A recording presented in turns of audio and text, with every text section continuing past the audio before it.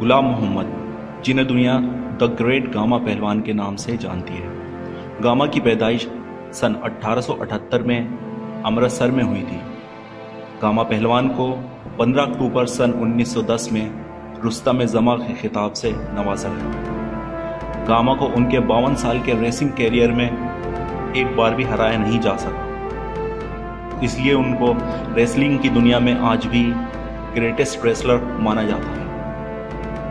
Gamma की पैदाइश एक रेसलिंग फैमिली में हुई थी जो दुनिया में वर्ल्ड क्लास रेसलर्स के लिए जानी जाती है। गामा के वालिद मोहम्मद अजीज बख्श के इंतकाल के बाद गामा को उनके नाना ने पाला। उस वक्त गामा की उम्र बस 6 साल थी। गामा के एक अंकल ईदा ने गामा को बचपन से ही रेसलिंग की ट्रेनिंग दी थी। गामा पहली बार 10 साल की उम्र में सुर्खियों में आए जब उन्होंने दंड बैठक के एक कंपटीशन में हिस्सा लिया।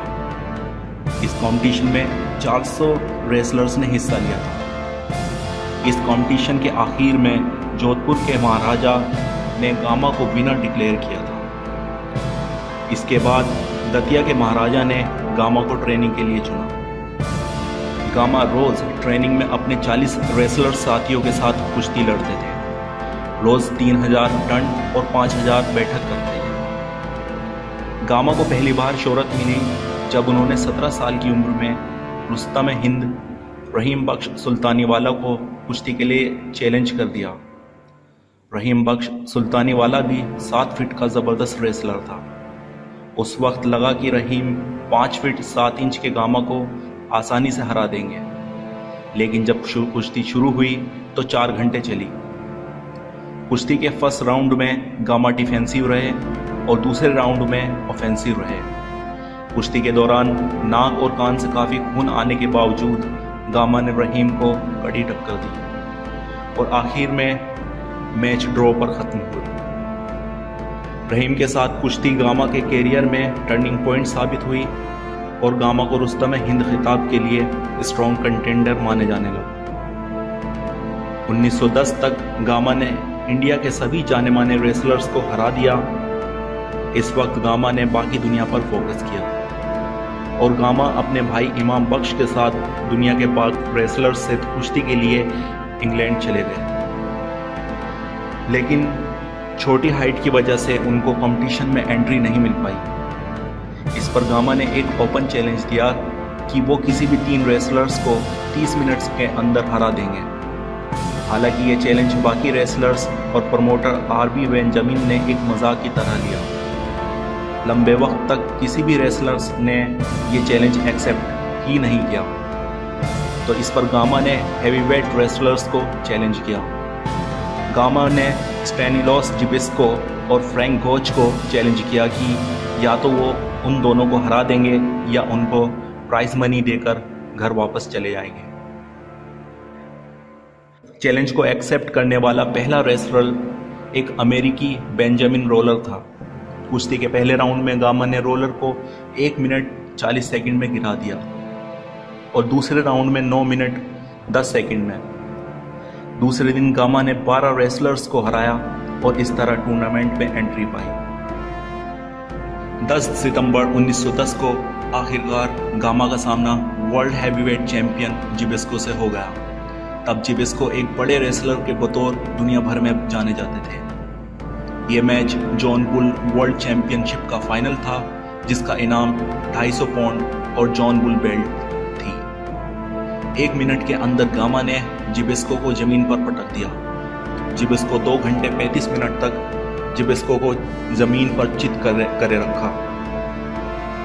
इस टूर के दौरान गामा ने बड़े बड़े पहलवानों को हराया, जिसमें अमेरिका के बेंजामिन रोलर, फ्रांस के मॉरिस डेरियाज, यूरोपियन चैंपियन स्विट्जरलैंड के जॉन लेम और वर्ल्ड चैंपियन जैसे पैटरसन स्वीडन से थे। रोलर से मैच के दौरान गामा ने रोलर को 15 मिनट के मैच में 13 बार जमीन पर पटका। इस टूर्नामेंट के बाद गामा ने दुनिया के सभी वर्ल्ड चैंपियंस को कुश्ती के लिए एक ओपन चैलेंज दिया। जापान के जूडो चैंपियन तारो मियाके, रशिया के जॉर्ज एक्विचस मिट्स और अमेरिका के फ्रैंक गोच किसी ने भी गामा के चैलेंज को कबूल करने की हिम्मत नहीं दिखाई।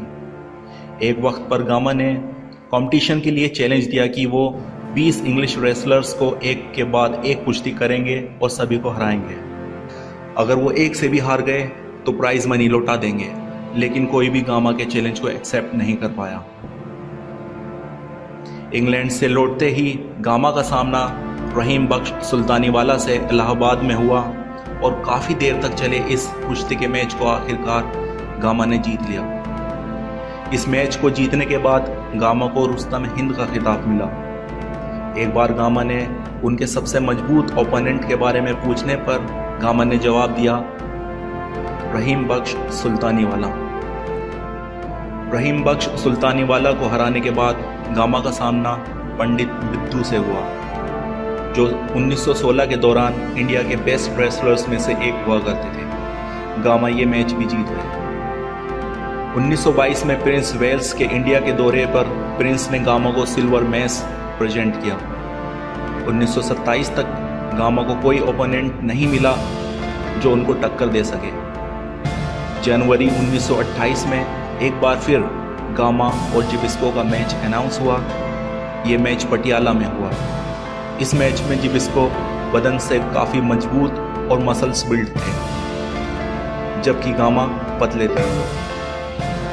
हालांकि ये मैच गामा ने 1 मिनट के अंदर जीत लिया और world wrestling championship medal gamma के नाम। मैच के बाद जिबिस्को ने गामा को टाइगर कहकर पुकारा। आज भी पटियाला के म्यूजियम में 95 किलो की गदा रखी हुई है, जिससे गामा एक्सरसाइज किया करते थे। अगर आपको ये जानकारी अच्छी लगी तो वीडियो को शेयर करें और हमारे YouTube चैनल को सब्सक्राइब करें और Facebook पेज को लाइक करना ना भूलें। Thanks for watching.